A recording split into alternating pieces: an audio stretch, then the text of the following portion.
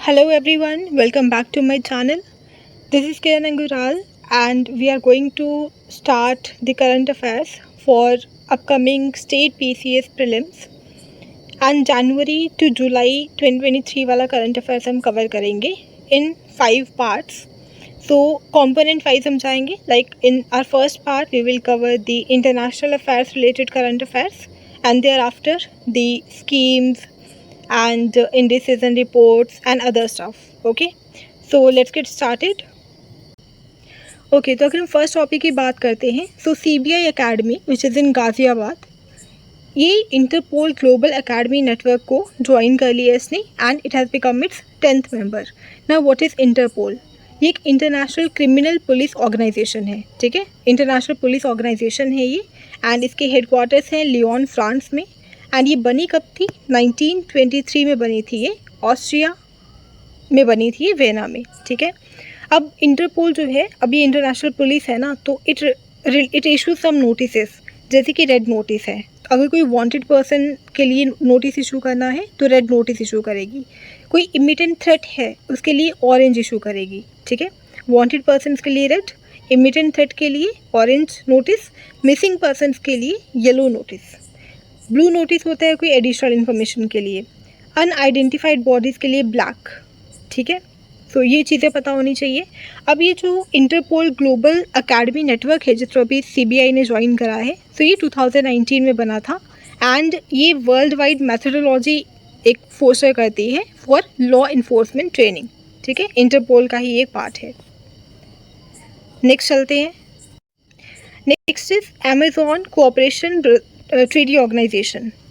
सो Amazon cooperation treaty organization, आप मुझे comment section में बताइए कि अमेजॉन रिवर जो है वो कहाँ है एंड कौन कौन सी कंट्रीज़ जो हैं वो अमेजॉन रिवर जिसमें से फ़्लो करती है उन कंट्रीज़ के आप नाम लिखेंगे. ठीक है, सो ये ऑर्गेनाइजेशन का समिट हुआ है बेलम में, ब्राज़ीलियन सिटी है बेलम एक.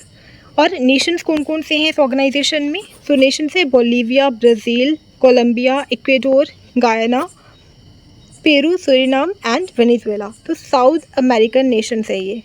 ठीक है, साउथ अमेरिकन नेशंस है. एंड ये जो कोऑपरेशन ट्रीटी ऑर्गेनाइजेशन बनी है ये एक ट्रीटी के थ्रू बनी है, अमेजॉन कोऑपरेशन ट्रीटी के थ्रू ये बनी है एंड ये ट्रीटी साइन होती है 1978 में. ठीक है, एंड इसको बाद में रिवाइज किया जाता है 1998 में. एंड इसी ट्रीटी को एग्जीक्यूट करने के लिए ACTO that is this organization was formed in 1995. तो कैसे बना इसका? ये ट्रीटी जो है वो साइन होती है, ट्रीटी वो साइंड इन 1978, फिर उसको रिवाइज किया 1988 में एंड 1995 में इस ट्रीटी को एग्जीक्यूट करने के लिए ये ऑर्गेनाइजेशन बनाई थी. ठीक है, एंड इसके जो हेडक्वार्टर्स हैं वो कहाँ पे सेटअप किए गए? वो किए गए ब्राज़ीलिया में 2002 में. So this was all about this. Next चलते हैं. अभी कुछ फैक्ट्स हैं जो कि पता होने चाहिए, रैंडमली कुछ स्टेटमेंट में आ सकता है एग्ज़ाम में. ठीक है, so Ethiopia is a country जिसने अभी स्टेट ऑफ इमरजेंसी डिक्लेयर करा है अम्हारा रीजन में as a result of increasing violence between a local ethnic militia called Fano against the national army. बस इतना याद रखना है, इथियोपिया ने अभी अम्हारा रीजन में स्टेट ऑफ इमरजेंसी डिक्लेयर करी है, तो लोकेशन पता होनी चाहिए. अम्हारा रीजन न्यूज़ में था, कहाँ था? इथियोपिया में. फानो अगर कोई वर्ड आता है ये क्या है? ये एक लोकल एथनिक मिलिशिया थी इथियोपिया की. ठीक है, जिसने नेशनल आर्मी का अगेंस्ट जो है वो वायलेंस करी थी. नाउ नेक्स्ट, चाइना जो है उसने रिसेंटली कुछ गाइडलाइंस लाई हैं to restrict smartphone usage for children. ठीक है, बस अगर ऐसा आता है कि कौन सी कंट्री ने अभी रिसेंटली ऐसा किया है तो चाइना ने करा है. Then ministry of home affairs, इन्होंने रिसेंटली एक न्यू वीज़ा कैटेगरी इंट्रोड्यूस करी है, आयुष वीज़ा. तो आयुष नाम थी, समझ में आ रहा है, आयुष जो है मेडिकल से रिलेटेड है कुछ. ठीक है, मेडिसिन से रिलेटेड है. तो मेडिकल टूरिज़्म को प्रमोट करने के लिए किस मिनिस्ट्री ने? मिनिस्ट्री ऑफ होम अफेयर्स ने. ये थोड़ा सा आप ध्यान में रख सकते हैं. नेक्स्ट है डेविड स्लिंग. ये क्या है? ये एक एंटी मिसाइल डिफेंस सिस्टम है इसराइल का. बस अगर पूछेंगे कि ये डेविड स्लिंग क्या चीज़ है, टर्म न्यूज़ में थी, तो एंटी मिसाइल डिफेंस सिस्टम है. किसका है? इसराइल का है. ठीक है, तो ये चीज़ पता होनी चाहिए. आप इसको ऐसे भी याद रख सकते हैं, जैसे डेविड स्लिंग है ना, सो स्लिंग SL, इसराइल को मतलब S से यहाँ पे कहीं लिंक कर सकते हो आप, ठीक है। SLING है तो इसराइल से कुछ लिंक कर सकते हैं। नेक्स्ट इज G20 का भी environment and climate sustainability ministerial meeting हुई थी 2023 में, चेन्नई में हुई थी ये। तो G20 की इन्वायरमेंटल मीटिंग कहाँ पे हुई थी? चेन्नई में हुई थी, ठीक है। उसकी टूरिज़्म रिलेटेड मीटिंग कहाँ पे हुई थी? कश्मीर में हुई थी, श्रीनगर में, ठीक है। And one of the primary issues जो इन डिस्कशंस में डोमिनेट रहा वो था कि फॉसिल फ्यूल से कैसे हमको ट्रांजिशन करना है, ठीक है। फॉसिल फ्यूल्स को हमने ख़त्म करना है और हमने रीनेबल सोर्सेज की तरफ जाना है। But unfortunately countries like Russia, Saudi Arabia, China, इन्होंने इसको अपोज करा एंड कोई भी अग्रीमेंट हो नहीं पाया था, ठीक है। नेक्स्ट एक एक्सरसाइज है जो कि आपको पता होनी चाहिए, ocean shield 2023।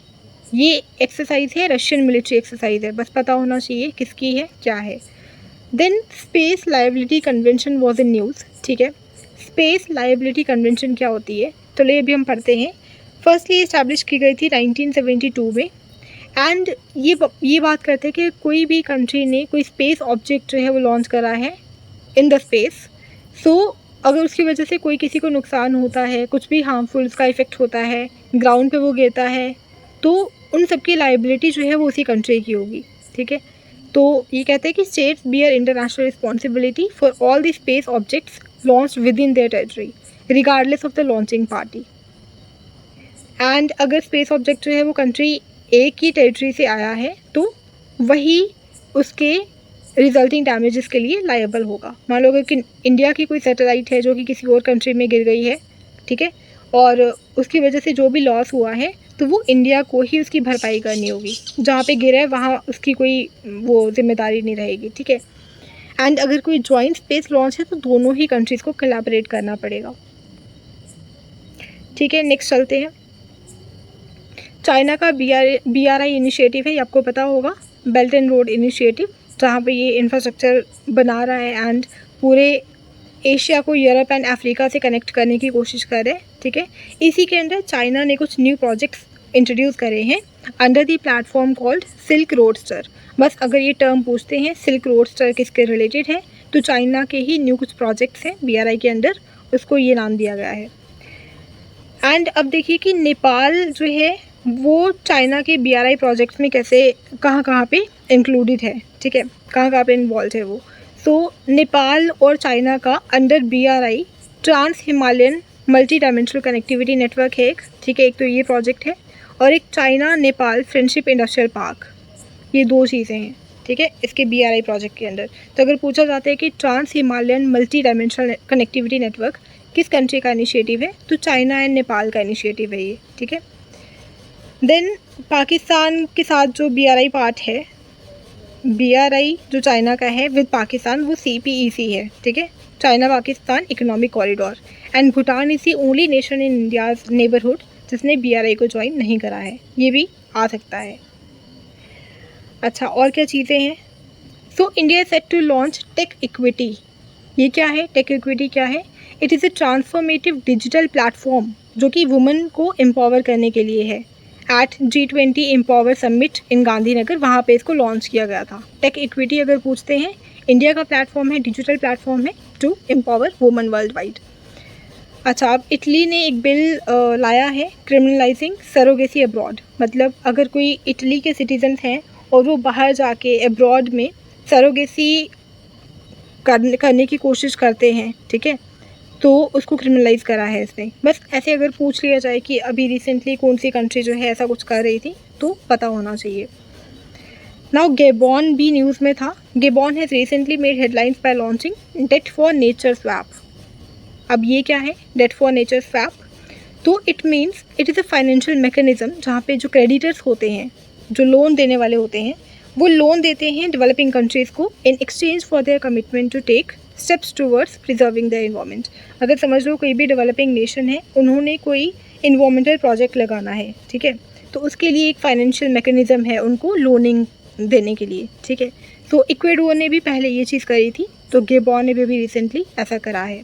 Date for nature swap क्या था वो समझा दिया, ठीक है। अब ईरान भी न्यूज़ में था। ईरान में एक एंशिएंट सिटी है, जायद करके है ये एंशिएंट सिटी, यहाँ पे कुछ आर्किटेक्चरल वंडर्स हैं, जैसे कि विंड कैचर्स होते हैं जिनको बादगिर्स कहते हैं, एंड ट्रेडिशनल वाटर सिस्टम है जिसको कनत्स कहते हैं। ठीक है, तो ये अगर दो टर्म्स पूछी जाती है, बादगिर क्या है और कनत क्या है, तो ये पता होनी चाहिए। एंड ये सिटी जो है कहाँ पे है, ईरान में है। अब ये जो बादगिर्स हैं दैट इज़ विंड कैचर्स हैं, ये क्या करते हैं, एक तरह का वेंटिलेशन का काम करते हैं।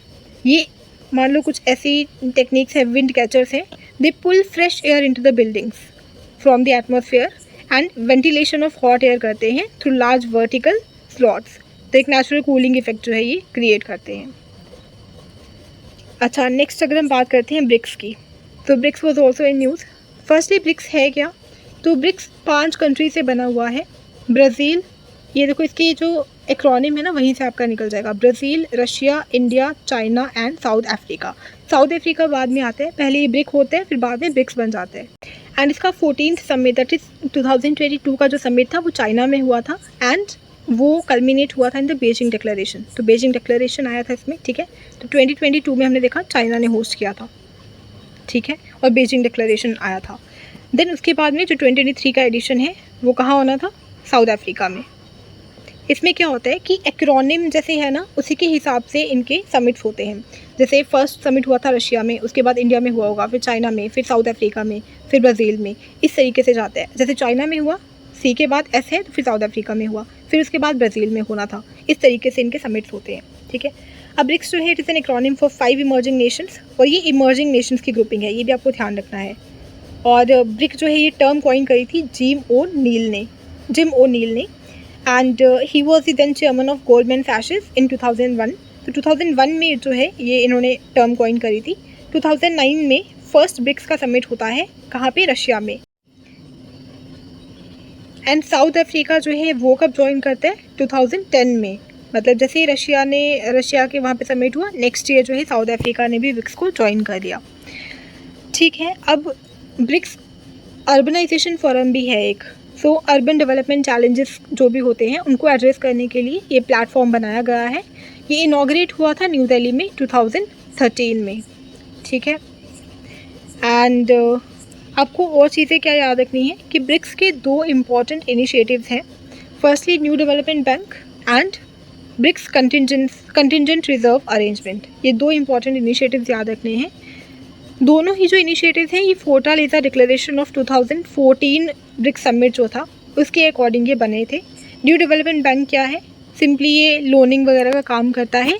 2012 में ये डिस्कस किया गया था और लास्ट में 2014 डिक्लेरेशन के अंडर, फोर्टालेज़ा डिक्लेरेशन के अंडर 2015 में ये बन जाता है। And similar thing for contingent reserve arrangement. अब ये जो कंटिजेंट रिजर्व अरेंजमेंट है ना, ये IMF के जैसे एक सिस्टम है। ठीक है, कि कभी अगर कुछ बैलेंस ऑफ पेमेंट का क्राइसिस हो जाता है, ठीक है, तो आप इस पर्टिकुलर इंस्टीट्यूट से हेल्प ले सकते हो। नेक्स्ट चलते हैं, European council, European peace facility. European council जो है इसका एक इनिशिएटिव है, यूरोपियन पीस फैसिलिटी। तो ये क्या चीज़ है, ऐसे पूछ सकते हैं कि यूरोपियन पीस फैसिलिटी जो थी ये भी न्यूज़ में थी, क्या चीज़ है ये। तो ये बस armed forces of democratic Republic of Congo इसको सपोर्ट कर रही है ये। ठीक है, तो बस ये इनिशिएटिव किसका है पता होना चाहिए और क्या है ये। देन EU और US का अभी डेटा प्रिवेसी कोई फ्रेमवर्क आया था। It paves way for lucrative trans Atlantic data exchanges. तो डेटा एक्सचेंजेस के लिए ये इनका फ्रेमवर्क आया था, EU एंड US का डेटा प्रिवेसी फ्रेमवर्क। ठीक है, बस हेडलाइंस पता होनी चाहिए, इनमें से भी कभी क्वेश्चंस बन जाते हैं। देन इंडिया और UAE का एक अग्रीमेंट हुआ है on use of local currencies for cross border transactions. तो क्रॉस बॉर्डर ट्रांजैक्शंस के लिए UAE और इंडिया जो है वो लोकल करेंसी का यूज़ करेंगे, ये एक इनके बीच अग्रीमेंट हुआ था। इंडिया और फ्रांस के बीच में किस बारे में अग्रीमेंट हुआ है, agreement on advance aeronautical technologies. ठीक है, cooperation on advance aeronautical technologies. So जो भी एयरक्राफ्ट वगैरह हैं, फाइटर जेट्स वगैरह हैं, उन सब में जो है ये कोऑपरेट करेंगे। देन फ्रांस के साथ हमारी एक और डील है, राफेल डील। ठीक है, ये भी आपको पता होगी। एंड ये एक ऐसे मिसलेनियस फैक्ट है कि एडमिरल लीजा फ्रेंजेटी जो हैं वो US की नेवी हिस्ट्री में फर्स्ट टाइम ऐसा हुआ है कि हाईएस्ट रैंकिंग ऑफिसर नेवी में एक वुमन है। ठीक है, नेक्स्ट चलते हैं। अच्छा, नेक्स्ट एक डिजीज़ है जो कि न्यूज़ में थी, क्रीमियन कॉन्गो हेमोरेजिक फीवर। ठीक है, तो ये टिक बॉर्न वायरस ऑफ बुनिया वायरडे फैमिली, इससे स्प्रेड होता है। ठीक है, टिक एक तरह का वेक्टर का काम करता है और ये एक वायरल डिजीज़ है, बुनिया वायरडे फैमिली से वो वायरस बिलोंग करता है। अफ्रीका, मिडल ईस्ट, यूरोप, इन रीजन्स में ये स्प्रेड हो रहा है। इसके जो प्राइमरी होस्ट होते हैं वो है कैटल, शीप, गोट्स। ठीक है, एंड ह्यूमंस जो है वो दो मेन मोड्स ऑफ ट्रांसमिशन से ह्यूमंस को हो सकता है ये फीवर, टिक बाइट से या फिर contact with blood of infected animals. ठीक है, सिम्टम्स क्या रहते हैं इसके, फीवर हो सकता है, इलनेस हो सकती है, देन डिजीनेस, हेडेक, बैक एक हो सकता है, muscle pain etcetera etcetera. Abdominal pain भी हो सकती है, रैशेज, इंक्रीज हार्ट रेट, ये सारी चीज़ें हो सकती हैं या पढ़ सकते हो। इवन कुछ सेवरल केसेस में, सिवियर केसेस में किडनी डिटीरियोरेशन हो सकती है, लिवर फेलियर हो सकता है, पल्मोनरी फेलियर भी हो सकता है। ठीक है, डेथ्स जो है they can also occur during the second week of illness. ठीक है, अब इसमें वैक्सीन जो है वो करंटली कोई भी वैक्सीन अवेलेबल नहीं है। अच्छा, ये सब था इस फीवर के बारे में।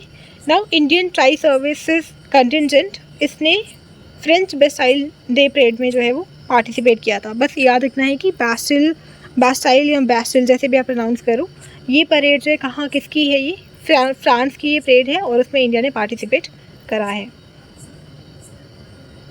ठीक है, नेक्स्ट देखते हैं, एक आइलैंड जो है, ये लोकेशन इसकी इम्पॉर्टेंट है, न्यूज़ में था ये, सेकेंड थॉमस शोल। ये जो है स्प्रैटली आइलैंड्स में, ये इसका north eastern part of Spratly islands, वहाँ पे लोकेटेड है ये। स्प्रैटली आइलैंड्स आपको पता होगा साउथ चाइना सी में है। आई वुड रिकमेंड कि जो मैंने एक मैपिंग की वीडियो बनाई थी 1 घंटे की, जस्ट वो वीडियो है, यूपीएससी प्रीलिम्स से पहले बनाई थी वो मैंने, जस्ट 1 आवर की है वो, आप एक बार वो भी देखना। और इंटरनेशनल रिलेशंस की भी 1 घंटे की वीडियो मैंने बनाई है अलग से, सो आपको उसमें से भी बहुत सारी चीज़ें जो है रिपीटेडली मतलब न्यूज़ में रहती ही हैं वो चीज़ें, तो उनको भी एक बार आप देख लेंगे तो सही रहेगा। सो यहाँ साउथ चाइना सी में पैरासल आइलैंड्स भी हैं, स्प्रैटली आइलैंड्स भी हैं, स्कार्बोरा शोल आइलैंड्स भी हैं, तो वहीं पे थॉमस शोल भी आइलैंड है। तो इसका कुछ कॉन्फ्लिक्ट चल रहा था अभी, बस इतना ही पता होना चाहिए। और किसके साथ कॉन्फ्लिक्ट था, चाइना और फिलीपीन के बीच में कॉन्फ्लिक्ट था।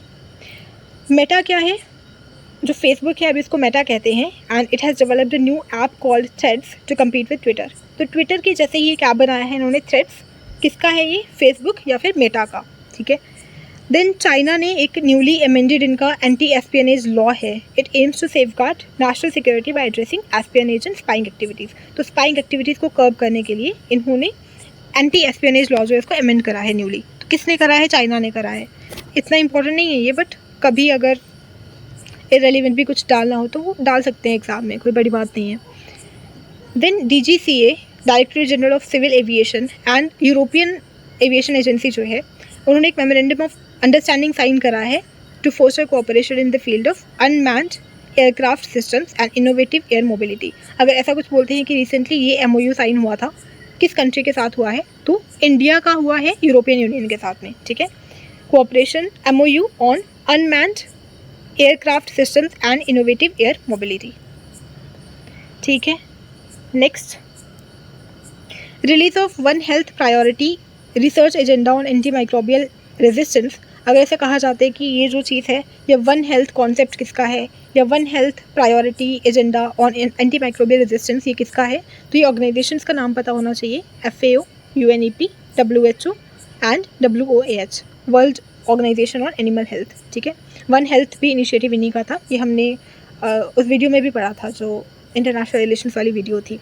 ठीक है, देन एक और चीज़ आपको याद रखनी है, इंटरनेशनल सी बेड अथॉरिटी, ये वो एजेंसी है जो कि deep sea mining and marine ecosystems को सेफगार्ड करती है एंड रेगुलेट करती है डीप सी माइनिंग को। तो कौन सी एजेंसी है, कौन सी अथॉरिटी है वो, इंटरनेशनल सी बेड अथॉरिटी। सी बेड अथॉरिटी सी माइनिंग का ध्यान रखेगी। अच्छा, अब रिसेंटली प्राइम मिनिस्टर ने जब इजिप्ट में विज़िट किया था, इंडियन प्राइम मिनिस्टर ने, तो उनको state of the honour award मिला था, ऑर्डर ऑफ द नाइल। तो अगर पूछा जाता है कि ऑर्डर ऑफ द नाइल जो है वो क्या है, तो इजिप्ट का वो हाईएस्ट स्टेट ऑनर है। ठीक है, एंड किनको मिला था, अभी रिसेंटली PM मोदी को मिला था। Then introduction of in country renewable. अच्छा, ये अगर पूछा जाता है H1B वीज़ा जो हैं ये किसके कंटेक्स्ट में हैं, तो इंडियन प्रोफेशनल्स या फिर जो भी प्रोफेशनल्स माइग्रेंट प्रोफेशनल्स होते हैं जो यूएस में काम कर रहे हैं उनके रिगार्डिंग ये होता है H1B वीज़ा, और ये न्यूज़ में रहता ही है तो थोड़ा आइडिया होना चाहिए। अच्छा, अब आसियान जो है ये भी न्यूज़ में था। तो आसियान जो है साउथ ईस्ट एशियन ब्लॉक है ये, ठीक है, और इनका भी रिसेंटली जॉइंट मिलिट्री एक्सरसाइज हुआ था साउथ चाइना सी में, और ये कहाँ हुई थी? नाटूना सी में, नॉर्थ नाटूना सी, और ये कहाँ पे है? साउथ चाइना सी में। बस ये लोकेशन के लिए मैंने ये बताया, नॉर्थ नाटूना सी, एंड नाटूना सी जो है कहाँ पे है? साउथ चाइना सी में है, दैट्स इट, उसके सदर्न मोस्ट रीजन में है। अब आसियान के 10 मेंबर्स हैं, आप मुझे वो कंट्रीज़ के नाम कमेंट सेक्शन में बताइए, ठीक है, बिल्कुल साथ साथ में ही ये 10 जो नेशंस हैं तो इनके आप नाम बताइए मुझे।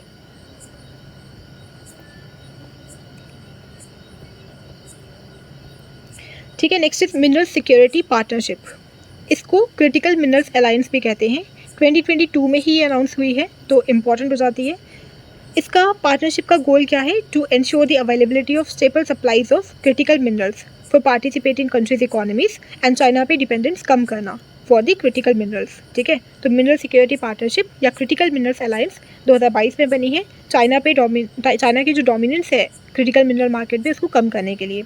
फोकस मिनरल्स कौन कौन से हैं? Cobalt, nickel, lithium, rare earth elements minerals, इन सब का, बिकॉज ये जो सारे मिनरल्स हैं ना ये यूज़ होते हैं एडवांस टेक्नोलॉजीज़ में, like mobile phones, electrical vehicles, solar panels, defence applications. And India जो है करंटली इस पार्टनरशिप का मेंबर नहीं है, ये आपको ध्यान में रखना है, ये क्वेश्चन बन सकता है। अच्छा, एक और यहाँ पे मिसलेनियस फैक्ट है कि इंडिया और ऑस्ट्रेलिया के बीच में एक critical mineral investment partnership recently हुई थी।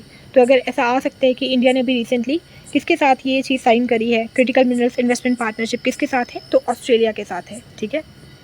ये तो कुछ रखने वाले फैक्ट्स हैं, तो ये आप रख लीजिए। ओके, नेक्स्ट, ये रिसेंटली ये भी न्यूज़ में था, द 10 प्रिंसिपल उपनिषद्स, ये पब्लिश किसने की है? Miss Faber and Faber limited of London. तो बस याद रखना, फेबर करके कोई भी नाम आएगा तो 10 प्रिंसिपल उपनिषद इनसे रिलेटेड है। ड्रैगन बोट फेस्टिवल किसका है? चाइना का है, बस इतना याद रखना है, ड्रैगन बोट फेस्टिवल चाइना का है, ठीक है। और 2009 में यूनेस्को ने इसको intangible cultural heritage of humanity इस लिस्ट में डाला था, और ये फर्स्ट चाइनीज़ हॉलीडे था जिसको इस लिस्ट में डाला गया। Okay, next, UK treasury grants equivalents to RBI authorised clearing houses.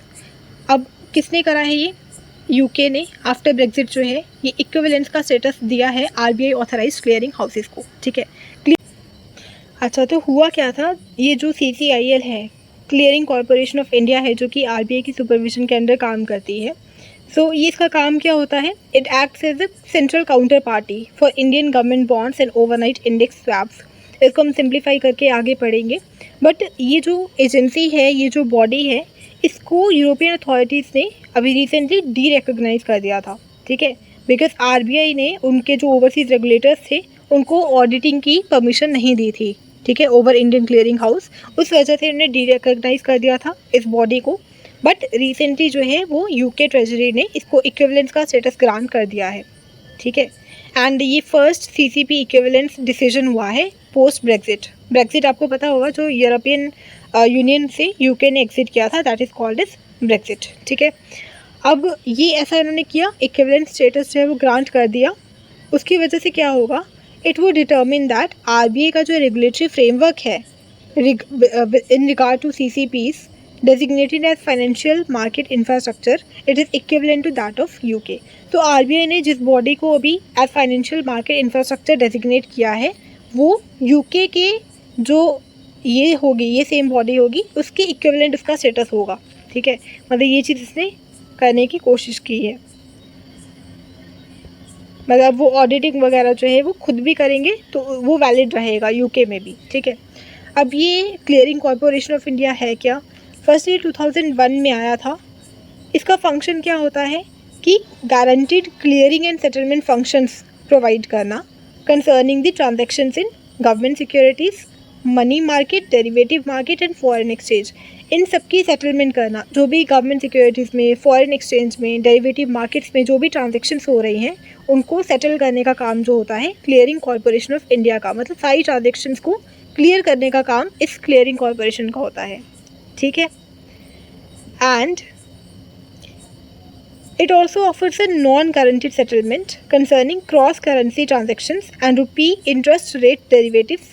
तो बस इतना याद रखो कि guaranteed settlement functions होते हैं इन चीज़ों में and non guaranteed settlement provide करता है ये क्रॉस करेंसी ट्रांजेक्शन्स में, ठीक है। ये चीज़ हो गई, दैट्स इट। और 2014 में आरबीआई ने इसको रिकॉग्नाइज करा था एज फाइनेंशियल मार्केट इंफ्रास्ट्रक्चर, जो हमने ऊपर पढ़ा, ठीक है। अब नेक्स्ट चीज़ क्या है, एस्टोनिया ने सेम सेक्स मैरिज को लीगलाइज कर दिया है। तो ऐसे वन लाइनर में आ सकते हैं कि कौन सी कंट्री ने रिसेंटली सेम सेक्स मैरिज को लीगलाइज करा है। Next is BIMSTEC. बिम्स्टेक भी न्यूज़ में था। So it is a regional organisation of 7 member states in South Asia and South East Asia. तो आपको एक सार्क का पता होगा, सार्क क्या था, साउथ एशियन नेशंस का एक एसोसिएशन था, ठीक है, south Asian association for regional cooperation. तो सार्क में 8 कंट्रीज थी, ठीक है। कौन कौन सी 8 कंट्रीज थी, तो BBIN, बांग्लादेश, भूटान, इंडिया, नेपाल, ये तो थे ही, साथ में श्रीलंका, पाकिस्तान, अफ़गानिस्तान, मालदीव्स, ये 8 कंट्रीज थी सार्क में, ठीक है। बट उसकी वजह से क्या था, जैसे अफ़गानिस्तान में बहुत ज़्यादा टेररिज्म, मालदीव में भी इंस्टेबिलिटी, श्रीलंका में भी, पाकिस्तान जो है वो उसकी फंक्शनिंग को ऑब्स्ट्रक्ट करने की कोशिश करता था। तो इसीलिए एक नई ये ऑर्गेनाइजेशन बनाई गई, नई ग्रुपिंग बनाई गई बिम्स्टेक, ठीक है, ताकि ये जो ऑब्स्ट्रक्शंस है ये ना हो। एंड इसमें कौन कौन से कंट्रीज जो है वो मेंबर हैं, इसमें वही BBIN है फर्स्टली, ये 4 कंट्रीज, श्रीलंका भी है इसमें, म्यांमार और थाईलैंड आ गया, ठीक है।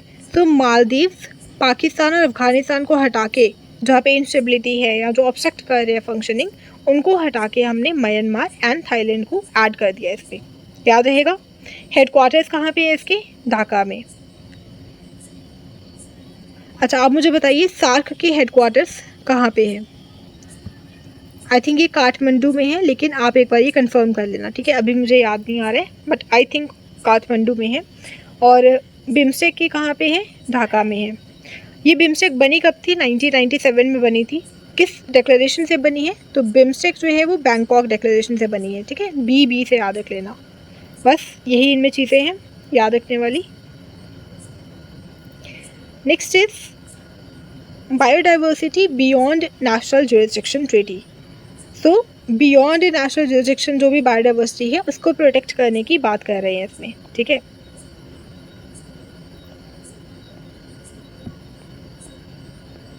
सो ये जो ट्रीटी है UN ने अडॉप्ट करी है, यूनाइटेड नेशंस ने, इसको हाई सीज ट्रीटी भी कहते हैं, क्योंकि आपके जो बियॉन्ड नेशनल ज्यूरिसडिक्शन एरिया आता है वो क्या होगा, वो हाई सीज होंगे, है ना, जो किसी भी एक नेशन के कंट्रोल में नहीं है, किसी भी एक नेशनल ज्यूरिसडिक्शन में नहीं है, ठीक है। अदरवाइज बाकी चीज़ें तो आपकी ज्यूरिसडिक्शन में होंगी, तो इसको हाई सीज ट्रीटी कहते हैं। एंड इसमें क्या है कि वहाँ पे जो भी मराइन बायोडाइवर्सिटी है उसको प्रोटेक्ट करने की बात करनी है। और क्या चीज़ें हैं इसमें, so this treaty was approved by all the 193 member states of UN। And इस ट्रीटी से पहले जो है merely 1% of high seas protected थे, बट अभी जो है वो काफ़ी एरिया जो है प्रोटेक्टेड हो जाएगा।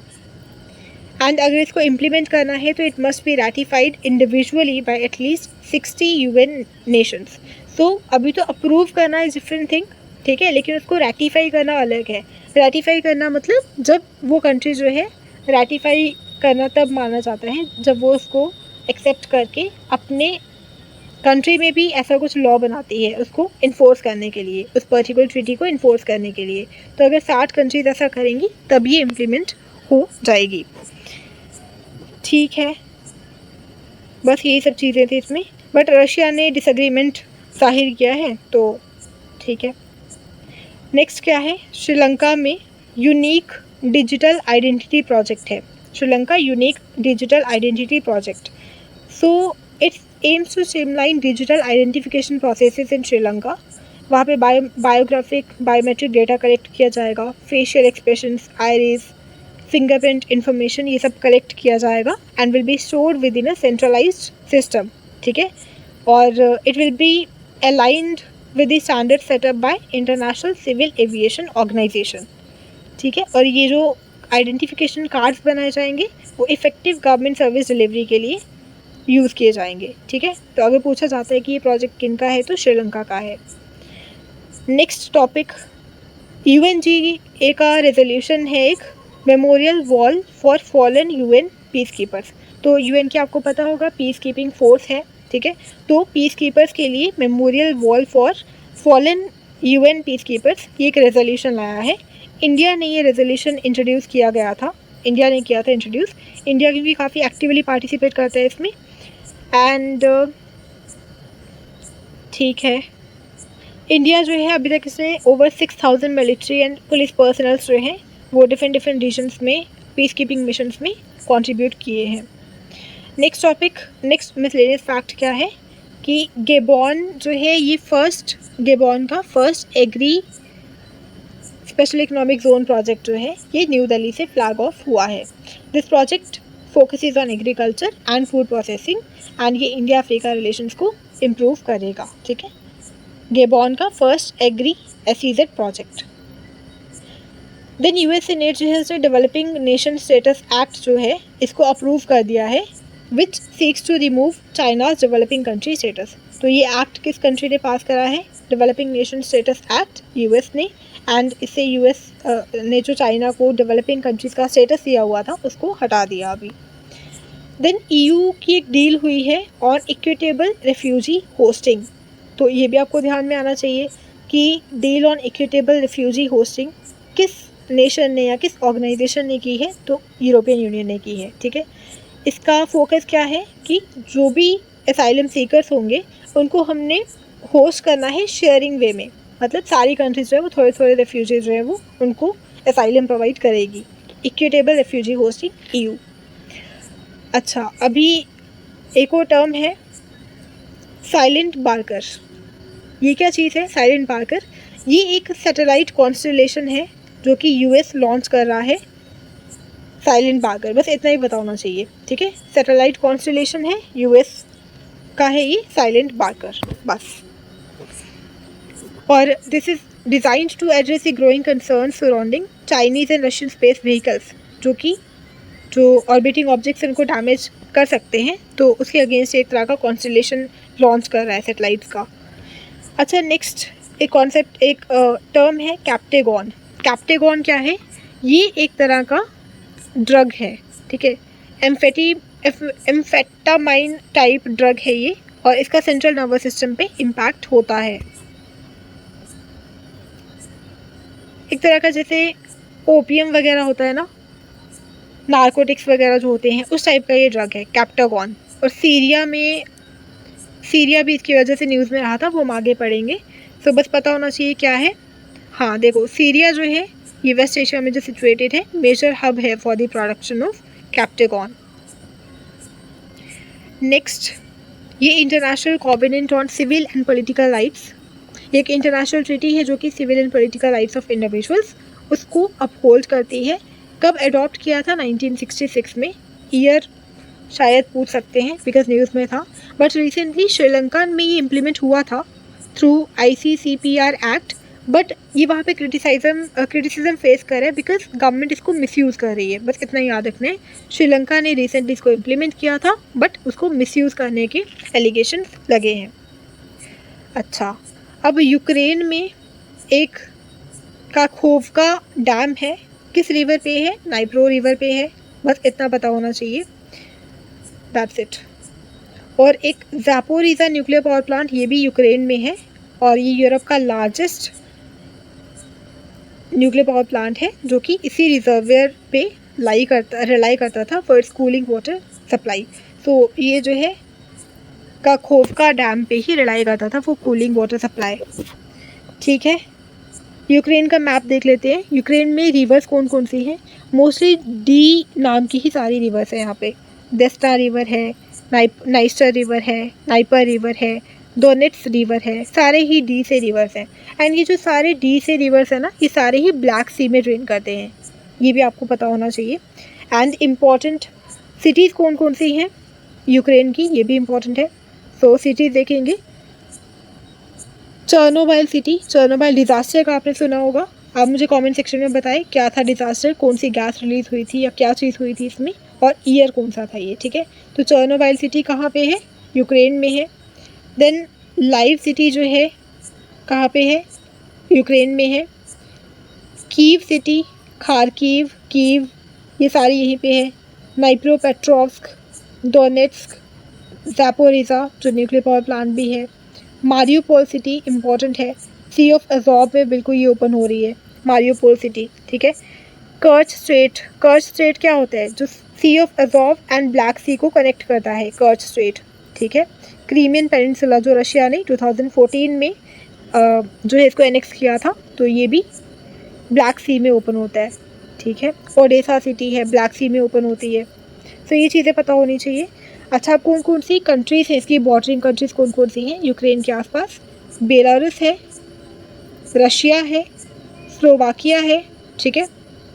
देन यहाँ पे आप देखेंगे हंगरी है, मोल्डोवा है, ये छोटी सी कंट्री, रोमानिया है, एंड बस रशिया हो गया, ठीक है। तो ये कंट्रीज, इनके नाम भी पता होने चाहिए। यूपीएससी में ये क्वेश्चन इस साल ही आ चुका है, ठीक है।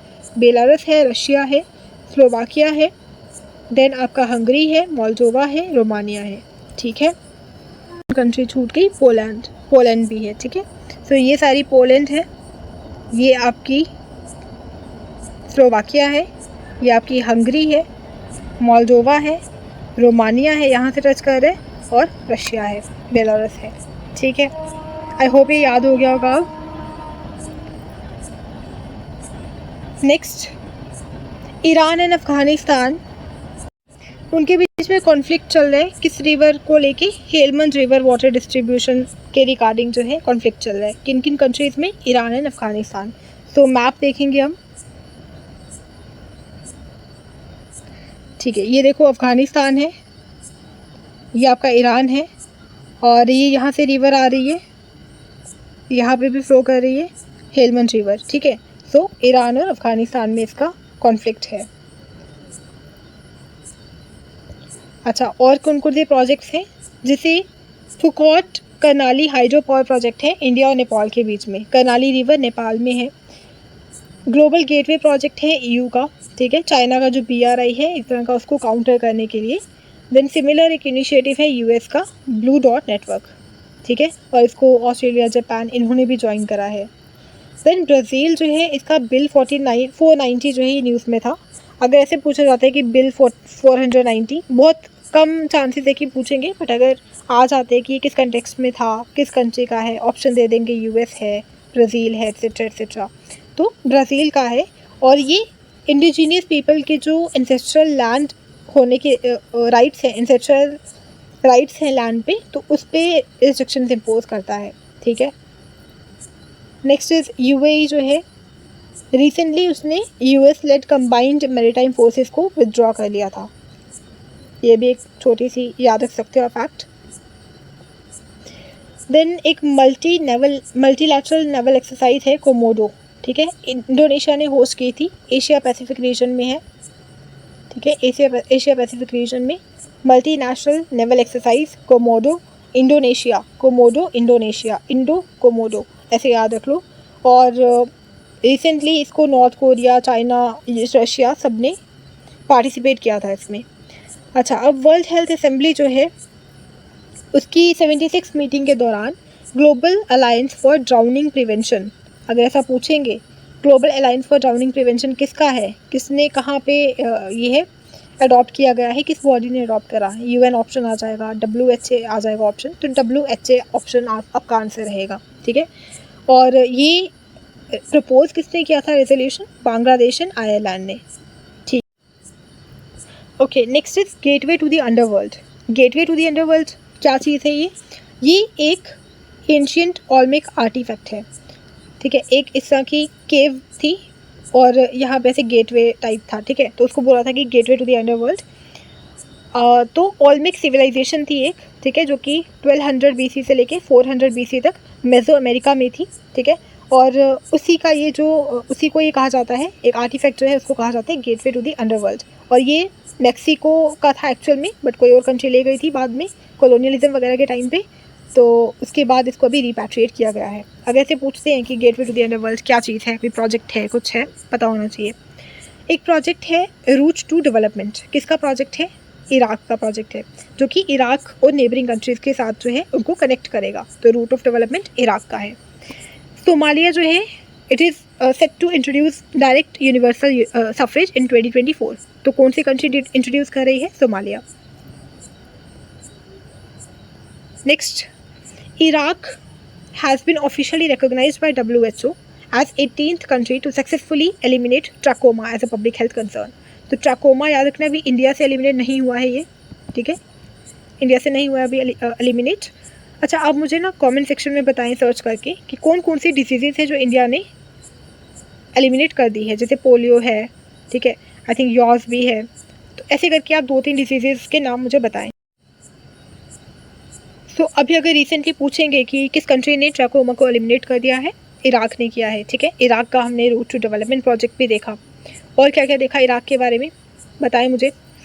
तो ट्राकोमा क्या है? फर्स्टली ये कंटेजियस, मतलब जल्दी स्प्रेड हो जाती है कॉन्टैक्ट से, बिल्कुल थोड़ा सा भी कॉन्टैक्ट अगर होता है बहुत जल्दी स्प्रेड होती है। बैक्टीरियल आई इन्फेक्शन है, ठीक है। जैसे हमने कंजक्टिवाइटिस पढ़ा ना, अभी कंजक्टिवाइटिस की एक वीडियो मैंने अपलोड करी थी, आई फ्लू जो था, एक तरह का वैसे ही आई इन्फेक्शन है, बैक्टीरियल इन्फेक्शन है ये, ठीक है। This is caused by a bacterium chlamydia trachomatis, ठीक है। एंड ये surface of the eye and inside of the eyelid उसको इम्पैक्ट करता है। विद टाइम क्या होता है, जो आईलैशेस है वो इनवर्ड चली जाती हैं, जिसकी वजह से इरिटेशन की वजह से जो ये आपकी with every blink they brush against the eye ball, और वहाँ पे ब्लाइंडनेस होने के भी चांसेस रहते हैं, ठीक है। सर्जरी हो सकती है ब्लाइंडिंग स्टेज को ट्रीट करने के लिए, अदरवाइज आप एंटीबायोटिक्स भी ले सकते हैं।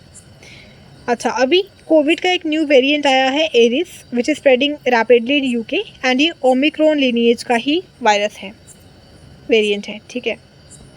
Next is Pakistan approves new security pact with the US.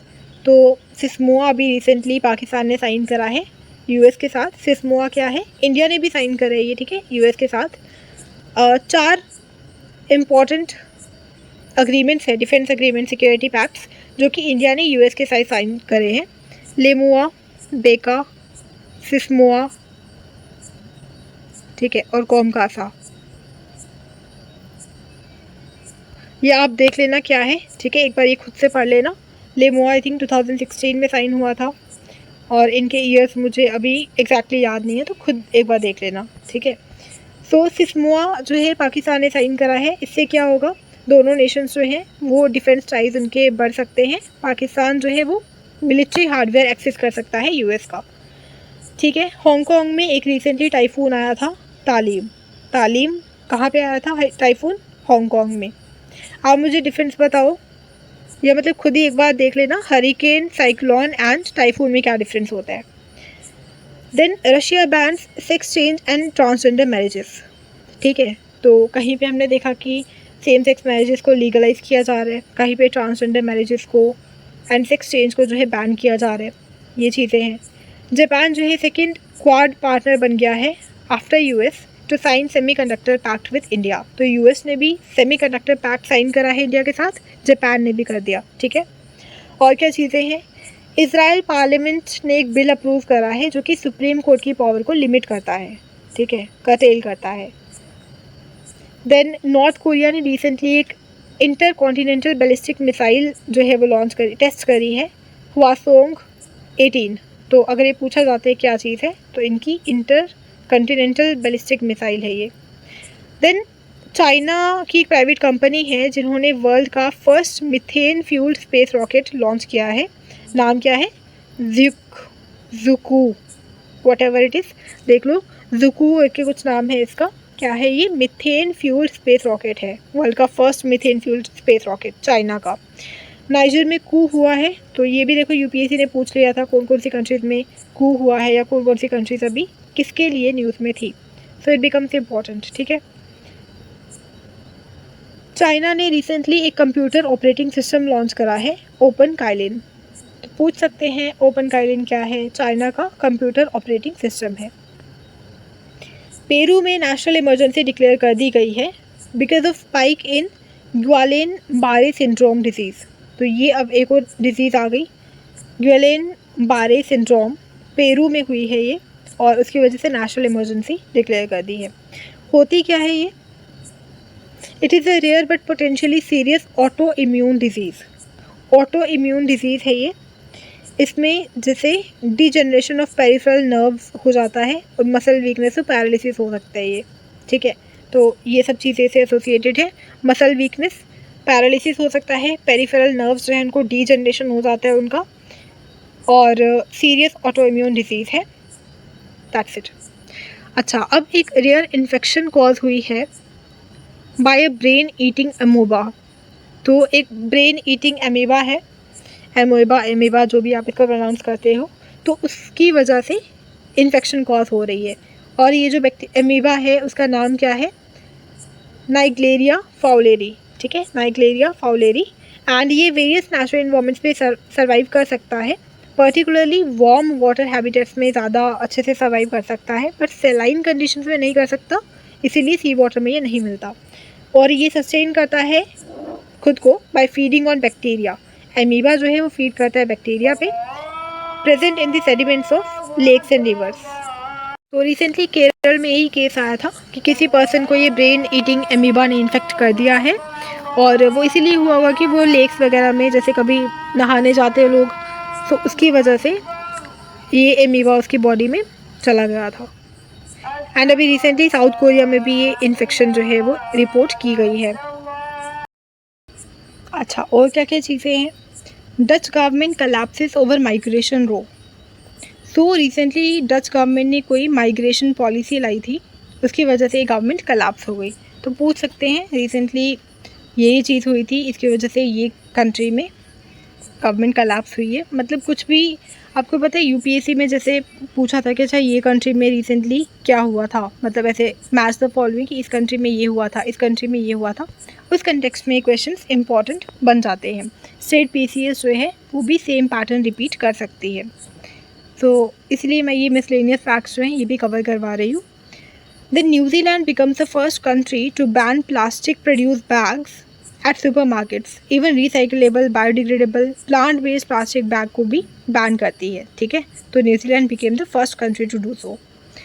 Canada जो है इन्होंने एक डिजिटल नोमैड स्ट्रैटेजी लॉन्च की है to address its skilled workers shortage, particularly in tech industry, ठीक है। तो डिजिटल नोमैड स्ट्रैटेजी किसकी है? कनाडा की है। किसके लिए है? जो उनके टेक इंडस्ट्री में वर्कर्स शॉर्टेज है उसको फुलफ़िल करने के लिए, उसको एड्रेस करने के लिए। तो इसमें क्या होता है, ये पर्टिकुलर स्ट्रैटेजी में जो फॉरेन वर्कर्स हैं वो कनाडा में 6 मंथ्स तक रह सकते हैं, और अगर उनको उस टाइम पे अच्छी जॉब मिल जाती है तो अपना वो टाइम भी एक्सटेंड कर सकते हैं। अच्छा, नेक्स्ट हम एससीओ के बारे में पढ़ेंगे, शंघाई कोऑपरेशन ऑर्गेनाइजेशन। 2001 में ये फाउंड की गई थी at Shanghai, China, by the presidents of Russia, China, Kyrgyzstan, Kazakhstan, Tajikistan, Uzbekistan. इन कंट्रीज़ ने इसको फाउंड किया था।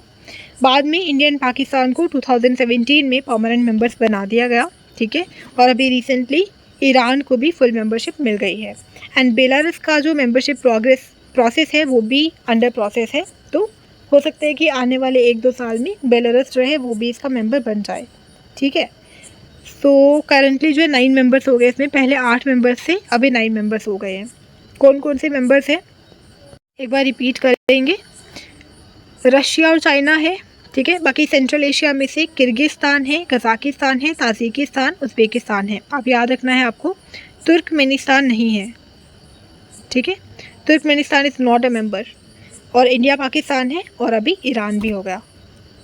और इसी का rats regional anti terror structure है, किसका है वो? एससीओ का है, और इसकी हेडक्वार्टर्स है ताशकंद में।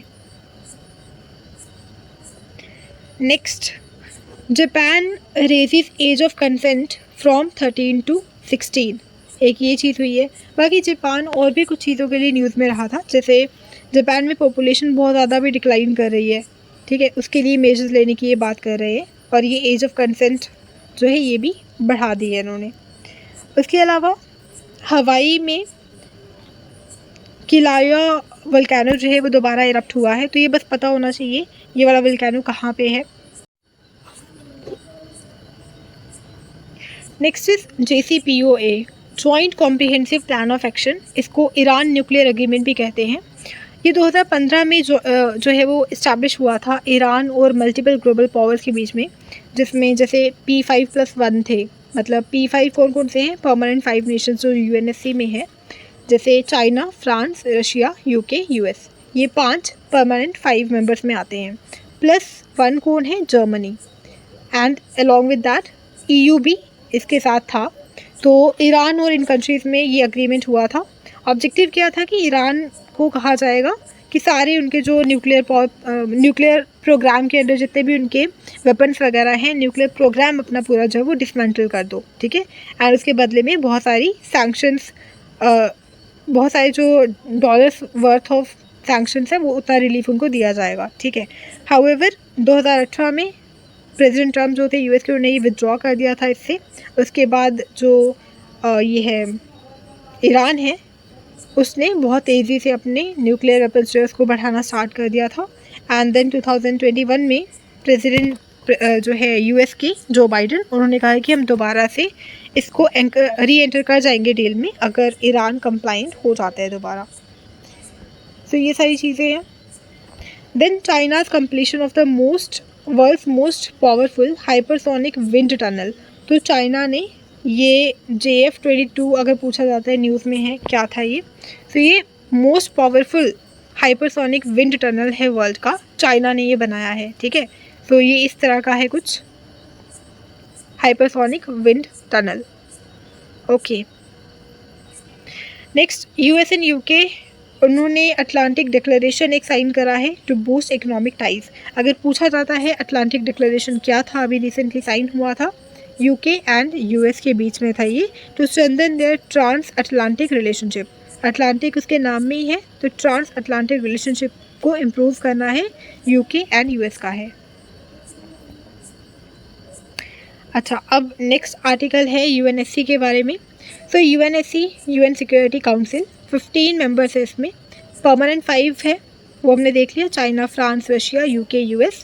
बाकी जो 10 नॉन परमानेंट मेंबर्स हैं वो इलेक्ट किए जाते हैं जनरल असेंबली के द्वारा ही, जहाँ पे ऑल 193 UN नेशंस जो हैं वो वोटिंग करते हैं। एंड वोटिंग जो है सीक्रेट बैलेट से होती है, ठीक है। एंड 2/3 मेजॉरिटी से वोटिंग होती है, दैट इज़ 128 वोट्स, ये सब चाहिए होता है। और ओवरऑल 192 कंट्रीज़ जो हैं उन्होंने वोट किया था टू फिल द 3, ये सब छोड़ो, ये सब काम का नहीं है, बस इतना याद रख लो, ठीक है। ये चीज़ें पता होनी चाहिए, दैट्स इट। बाकी कौन कौन सी कंट्रीज़ नॉन परमानेंट मेंबर बनी ये ज़रूरी नहीं है, बस देख लेना कि इंडिया जो है वो कितनी बार UNSC में नॉन परमानेंट मेंबर बन चुकी है। आई थिंक 8 बार बन चुकी है, और थोड़ा ईयर्स का ध्यान रखना, अभी रिसेंटली भी ये थी। देन UAE जो है, it is set to host world's largest conservation conference in 2025। तो ये आप थोड़ा सा ध्यान में रख सकते हैं, वर्ल्ड का largest conservation Congress, that is environment conservation conference 2025 में होगी, UAE होस्ट करेगा। वर्ल्ड मीटीरियोलॉजिकल ऑर्गेनाइजेशन जो है, इन्होंने global tracker for green house gas emissions को अप्रूव किया है। तो अगर पूछा जाता है ये किसका इनिशिएटिव है, global tracker for green house gas emissions WMO का है। ये मुझे पता नहीं क्यों लग रहा है कि शायद UPSC में इस साल या उसके पीछे लास्ट ईयर जो है पूछा गया था ये प्रीलिम्स पे, ग्लोबल ट्रैकर मुझे याद आ रहा है, तो ये आप याद रखेंगे। देन बांग्लादेश और US की एक जॉइंट नेवल एक्सरसाइज थी, चट्टग्राम में हुई है, टाइगर शार्क 40। टाइगर शार्क 40 क्या है? बांग्लादेश और US में नेवल एक्सरसाइज थी। इंडिया का एक ऑपरेशन करुणा है म्यांमार को असिस्ट करने के लिए, ठीक है। म्यांमार में रिसेंटली साइक्लोन मोशा आया था, तो साइक्लोन मोशा म्यांमार में, और उसके लिए करुणा ऑपरेशन इंडिया ने किया था स्टार्ट। पाकिस्तान जो है ये लार्जेस्ट रिसिपिएंट बन गया है 2022 में ADB फंडेड प्रोग्राम्स का, ठीक है, एशियन डेवलपमेंट बैंक जो है उसका। देन अगर हम अबाउट एशियन डेवलपमेंट बैंक पढ़ते हैं, तो रीजनल डेवलपमेंट बैंक है ये एशिया का। 1966 में बना था ये 1966 में, ठीक है। एशिया पैसिफिक मेनली इन कंट्रीज़ को इंक्लूड करता है। हेडक्वार्टर्स है मनीला फिलीपींस में, this is important. Asian development bank के हेडक्वार्टर्स कहाँ पे है? मनीला फिलीपींस में, ठीक है। एंड एडीबी में 68 मेंबर कंट्रीज हैं टोटल, ठीक है, including some from Asia Pacific region. बाकी ये लोन्स प्रोवाइड करेगा, grants, technical assistance to its member countries. And अगर आप देखेंगे 5 जो टॉप 5 शेयर होल्डर्स है एडीबी में in terms of voting power, वो कौन कौन से हैं? जापान सबसे आगे है, देन यूएस है, देन चाइना, इंडिया, ऑस्ट्रेलिया, ठीक है। जापान और यूएस में ये टॉप पे हैं जिनके पास सबसे ज़्यादा वोटिंग पावर है एशियन डेवलपमेंट बैंक में। मतलब ये एशिया के नहीं है, जैसे यूएस एशिया का नहीं है, but still it has that power, ठीक है। बाकी चाइना 3rd नंबर पे है और इंडिया, देन ऑस्ट्रेलिया। इंडिया जो है 4th लार्जेस्ट शेयर होल्डर है, ठीक है। बस that's it. And also India has also been one of the largest recipient of ADB funding for various developmental projects, ठीक है। नेक्स्ट चलते हैं। Japan health ministry approved first abortion pill in its history. तो Japan में first time ऐसा हुआ है कि एबॉर्शन पिल को अप्रूव किया गया है, ठीक है। एज ऑफ कंसेंट भी हमने देखा, पॉपुलेशन डिक्लाइन भी हो रहा था, वो भी देखा हमने जापान में। Then Zimbabwe to introduce gold backed digital currency. तो जिम्बाब्वे जो है डिजिटल करेंसी इंट्रोड्यूस करेंगे which will be backed by the gold. Then Mongolia refinery जो है वो इंडिया बनाएगा बाय 2025, ये भी एक हेडलाइन थी। Then Asian Infrastructure Investment Bank, अभी हमने एडीबी पढ़ा, पीछे हमने एनडीबी पढ़ा, न्यू डेवलपमेंट बैंक ब्रिक्स का, ठीक है। एडीबी पढ़ा हमने, अब हम AIIB पढ़ेंगे, एशियन इंफ्रास्ट्रक्चर इन्वेस्टमेंट बैंक। 2016 में ये बना था, ठीक है, with the goal of financing infrastructure projects in Asia and beyond. Headquarters हैं बीजिंग, चाइना में, ठीक है। तो एशियन इंफ्रास्ट्रक्चर वाले का हेडक्वार्टर है बीजिंग, चाइना में, ठीक है। मनीला में था एडीबी का, ओके। आप मुझे बताओ एनडीबी का हेडक्वार्टर्स कहाँ था, ये बताओ, ठीक है। तो इसमें मोर देन 100 मेंबर्स हैं और इसमें यूके, जर्मनी, ऑस्ट्रेलिया ये सब कंट्रीज़ भी हैं इसमें। और मेजर कॉन्ट्रीब्यूटर्स कौन है इसमें? चाइना सबसे बड़ा कॉन्ट्रीब्यूटर है, देन इंडिया, देन रशिया, ठीक है। और एडीबी में यूएस एंड जापान था टॉप में। Next, Syria has become the world's largest narco state, ठीक है। हमने पीछे पढ़ा था ना कैप्टेगॉन, तो मतलब majority of the foreign currency earnings जो इसकी वो कैप्टेगॉन की प्रोडक्शन एंड एक्सपोर्ट से आती है। देन एक बूजी ब्रिज है, कहाँ पे है? मोजाम्बिक में है। जो हमारे एक्सटर्नल अफेयर्स मिनिस्टर हैं एस जयशंकर, उन्होंने ये इनॉग्रेट किया था। तो बूजी ब्रिज मोजाम्बिक में है। नेपाल जो है ये फाउंडिंग मेंबर बन गया है of the international big cats alliance. ये जो अलायंस है ये इंडिया का इनिशिएटिव था, ठीक है, बट नेपाल भी जो है उसका फाउंडिंग मेंबर बन गया है। तो इसमें क्या था? बिग कैट्स, जो 7 बिग कैट्स है उनको हमने कंजर्व करना है, that is tiger, lion, leopard, snow leopard, cheetah, jaguar and puma. Then China records first human death from H3N8 bird flu. तो ये एक बर्ड फ्लू है, H3N8 बर्ड फ्लू। तो वर्ल्ड की फर्स्ट टाइम ऐसा हुआ है कि किसी ह्यूमन की डेथ हुई है बिकॉज ऑफ दैट, एंड वो चाइना में हुई है। सो it is a type of influenza A virus. Particularly ये बर्ड्स को ही इफेक्ट करता है, स्पेशली जो वाइल्ड वाटरफॉल एंड शोर बर्ड्स होते हैं। ह्यूमन्स पे कॉमनली नहीं मिलता है, बहुत ही रेयरली इंस्टेंस होते हैं जहाँ पे ह्यूमन्स में ये मिलेगा। एंड सिम्टम्स इन ह्यूमन्स जो हैं वो सिमिलर होते हैं लाइक अदर फ्लूज, जैसे फीवर, कफ होना, सोर थ्रॉट, मसल एक्स होना, देन फटीग होना। ह्यूमन टू ह्यूमन ट्रांसमिशन का अभी तक कोई एविडेंस नहीं है, ठीक है, मतलब बर्ड्स टू ह्यूमन्स हो रहा है transmit, but human to human transmission अभी तक देखने को नहीं मिला है इसका। देन एक तुलसी घाट इनिशिएटिव है, तुलसी घाट रिस्टोरेशन प्रोजेक्ट है वाराणसी का, उसको युगांडा में भी जो है लॉन्च किया गया है बाय एम जयशंकर, ठीक है। इज़राइल ने एक न्यू स्पाई सैटेलाइट लॉन्च करी है, ओफेक 13, ठीक है। तो ओफेक 13 स्पाई क्या है? एक सैटेलाइट है इज़राइल की। Then what is comprehensive and progressive agreement? For trans Pacific partnership. तो CPTPP क्या है? Comprehensive and progressive agreement for trans Pacific partnership. 11 countries ने साइन करी है, including Canada, Japan, Mexico, Australia.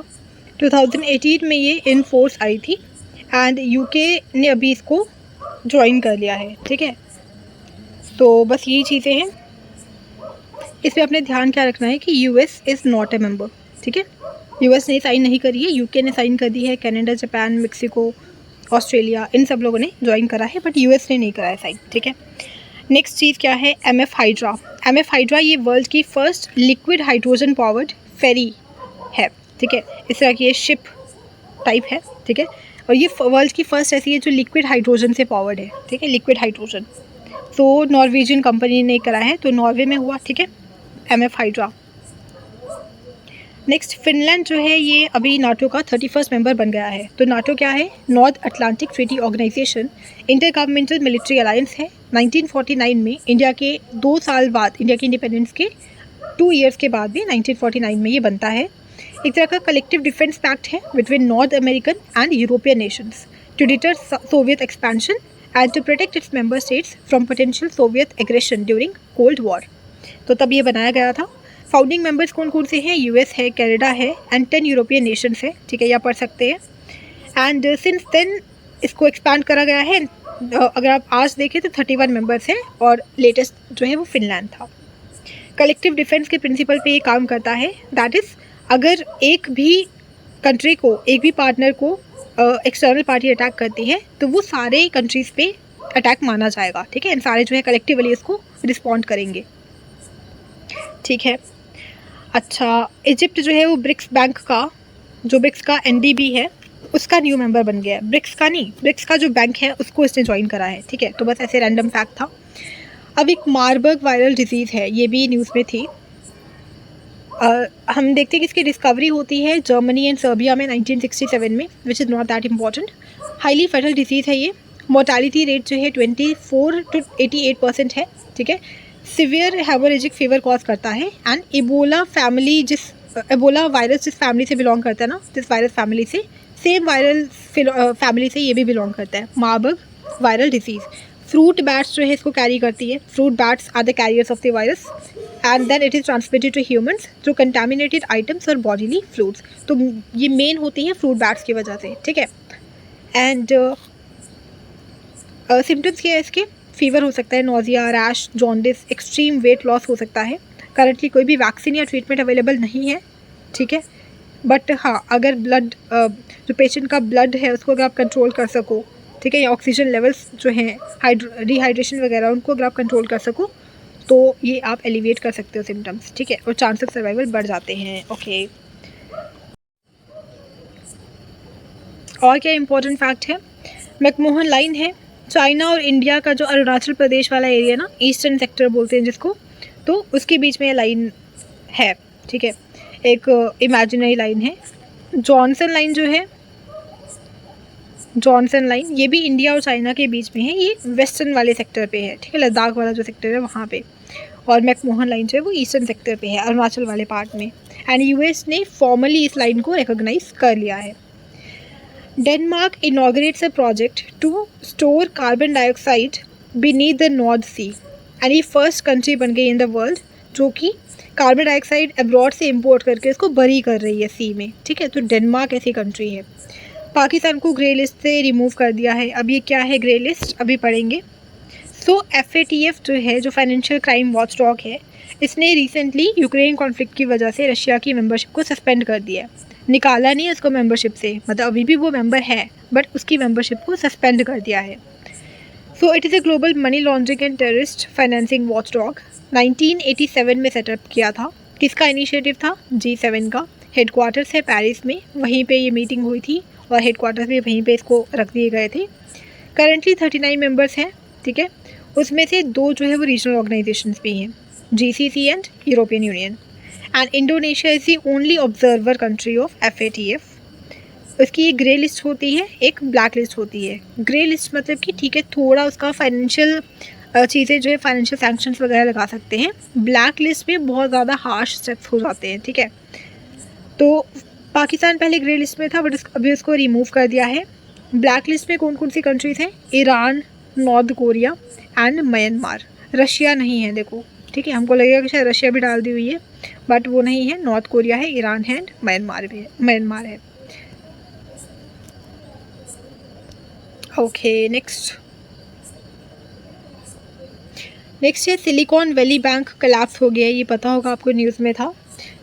ये बिगेस्ट बैंक फेलियर हुआ है यूएस में सिंस 2008 क्राइसिस। तो 2008 में भी ऐसे बहुत सारे बड़े बड़े बैंक्स हुए यूएस के, वो बिल्कुल कोलैप्स कर गए थे। And recently silicon valley bank जो है वो कोलैप्स किया है। देन एक माउंट मेरापी है, इरप्ट हुआ है कहाँ पे? इंडोनेशिया में। मतलब ये टाइम टू टाइम इरप्ट होते रहते हैं, बहुत पुराने बट इरप्ट होते रहते हैं, ठीक है। अब एक और डिजीज़ है, डिजीज़ हमने काफ़ी पढ़ लिया आज। पॉट्स करके डिजीज़ है, पोस्टोरल ऑर्थोस्टैटिक टैकीकार्डिया सिंड्रोम। अब ये क्या है?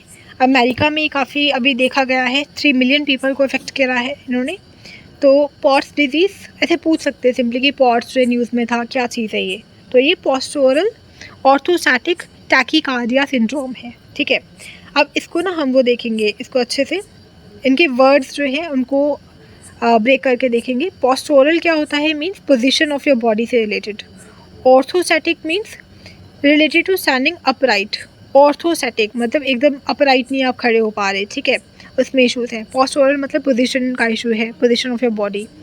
Tachycardia means heart rate. Heart rate जो है वो आपका ओवर 100 बीट्स पर मिनट, मतलब बहुत ज़्यादा हार्ट बीट आपकी बढ़ रही है। एंड ये जो सिंड्रोम का मतलब होता है कि बहुत सारे सिम्टम्स जो हैं जब वो साथ में आपको शो होते हैं, सिंड्रोम हो गया, तो ये इसका नाम वहाँ से आया। अच्छा, अब ये जो पॉट्स है ये होता क्या है? इट इज़ अ कंडीशन जो कि ब्लड फ्लो की सर्कुलेशन को बहुत ज़्यादा इफेक्ट करती है। When your heart rate increases very quickly after setting up from sitting और लाइंग डाउन, तो उसको पॉट्स कहा जाता है, ठीक है। इन सिंपल वर्ड्स ये एक्सप्लेन कर है। हार्ट रेट बहुत ज़्यादा बढ़ जाती है जब आप गेटअप करते हैं आफ्टर सिटिंग या लाइंग डाउन, सो उसको बोलते हैं। एंड ये आप ठीक कर सकते हो by making some changes in your life style, and कभी कभी ट्रीटमेंट की भी ज़रूरत पड़ सकती है, ठीक है। अब नेक्स्ट आता है चिप 4 टॉक्स। सो चाइना को आउट कम्पीट करने के लिए यूएस जो है वो उसने एक न्यू डायलॉग फर्म लॉन्च करा है, chip 4 talks with Japan and south Korea on friend shoring semiconductors. Friend shoring semiconductors means supply chain जो है वो अपने फ्रेंड्स के साथ ही बनानी है पूरी, ठीक है। देन यूएई एंड इंडिया ने लॉन्च करा है UAE chapter of the business council. बस ऐसे ही रैंडम फैक्ट था। ऑपरेशन दोस्त क्या है? तो इंडिया ने जो अभी रिसेंटली अर्थक्वेक आया था टर्की एंड सीरिया में, उसमें लोगों को हेल्प करने के लिए ऑपरेशन दोस्त लॉन्च किया था। यूनेस्को ने यूक्रेन का जो ओडेसा सिटी है उसको world heritage site in danger declare कर दिया है। वाई? बिकॉज उस पर वही जो रशिया यूक्रेन क्राइसिस चल रहा है उसकी वजह से कुछ डिस्ट्रक्शंस हुई हैं। एंड ओडिशा को इंटरकल्चरल कैपिटल ऑफ यूक्रेन कहा जाता है, मतलब कल्चरल कैपिटल कहा जाता है, तो इसीलिए यूनेस्को जो है वहाँ पे इंटरवीन करा। एंड अभी रशिया जो है उस पर थोड़ा प्रेशर हो जाएगा कि वो ओडिशा को इन्वेड ना करे, ठीक है। नेक्स्ट आता है कि ऑस्ट्रेलिया ने क्या किया अभी? इन्होंने जो ब्रिटिश मोनार्की है उनके नोट्स पे, बैंक नोट्स पे, उसको हटाने का डिसाइड करा है, ठीक है। एक साइक्लोन गैब्रियल है जो कि ऑकलैंड में आया था। Auckland is the largest city of New Zealand. Cyclone Gabriel, ठीक है। बस लास्ट चीज़ रह गई है, कनाडा जो है it is set to commercialise world's first photonic based quantum computer. तो वर्ल्ड का first photonic based quantum computer commercialise कर देगा कनाडा। एंड एक यूएस का टाइटल 42 इमिग्रेशन पॉलिसी है, ये हमने अपने पुराने लेक्चर में भी पढ़ा था, सो आप इसको देख सकते हैं। So that's it for this lecture. इस पर अब आपको कोई भी डाउट वाली चीज़ नहीं रहनी चाहिए। जो भी जनवरी से लेके आज तक का, मतलब 10 अगस्त तक का सारा इसमें करंट अफेयर्स जो मुझे रेलिवेंट लगा, हर दिन का करंट अफेयर्स मैंने इसमें ऐड करा है। सोर्सेज क्या थे मेरे? जीके टुडे करके वेबसाइट है, प्लस आपकी अड्डा करके जो वेबसाइट है। तो मैंने अभी मुझे यही लगा कि जो स्टेट पीसीएस के लिए हमको वन लाइनर चाहिए होते हैं, थोड़ी फैक्चुअल चीज़ें चाहिए होती हैं, वो इन सब वेबसाइट्स पे अच्छे से कवर थी, तो वहाँ से मैंने पूरा कंपाइल करके ये वीडियो बनाया है। सो इसमें मैक्सिमम चीज़ें मैंने लिमिटेड टाइम में ख़त्म करने की कोशिश की है। और अगर आप सिमिलर टाइप की वीडियोस चाहते हो, लाइक बाकी कंपोनेंट्स के भी मैं लाऊंगी, but do let me know in the comment section कि आपको इस टाइप से जो मैंने कंटेंट बनाया है ये हेल्पफुल लग रहा है कि नहीं। जैसे मैंने सारी हेडलाइंस वगैरह ज़्यादा कवर करने में मैं फोकस कर रही हूँ। आपको वैसी वीडियोस चाहिए या फिर बहुत ही डिटेल्ड में वीडियोस चाहिए कि एक टॉपिक को मैं अच्छे से डेप्थ में कवर करूँ, तो वो चीज़ें आप मुझे बता सकते हैं इम्प्रूवमेंट के लिए। So that's it for this lecture. Thank you, have a nice day, and please do like the videos, share करो इसको ताकि बाकी एस्पिरेंट्स तक भी पहुंच पाए एंड मेरी मेहनत का कुछ फ़ायदा हो। ओके।